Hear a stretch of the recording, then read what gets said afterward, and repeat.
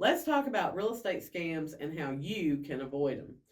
The last one we're going to talk about is moving scams. Movers will sometimes lure clients in with these lowball estimates.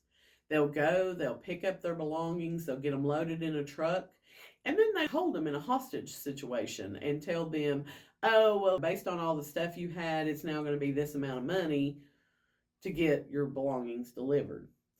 And so usually these type of scammers are never going to give you a written estimate. It's always going to be something verbal and over the phone. They may lack the proper licensing and insurance. Their estimate is going to be way lower than anybody else's. That should be the big red flag to you. If you call 3 moving companies and all 3 of them are at $2,000 and you got somebody quoting you $1,000, there's a flaw in the slaw, as I like to say.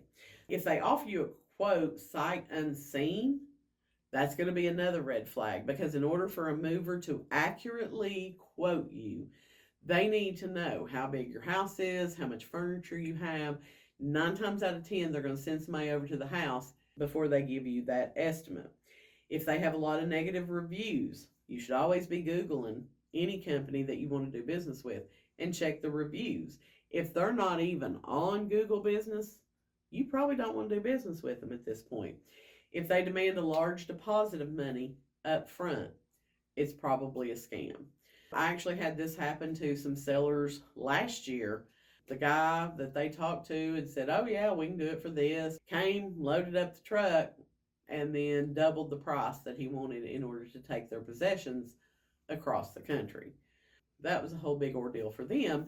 And you just don't want to deal with that kind of stress when you're trying to get your house packed up and move, especially if you're moving a long way away. So just think about these scams, maybe save the video so you can watch it later and make a brief note of them, because there's so many scammers in the world today. They're always coming up with new ways to try to steal your hard-earned money.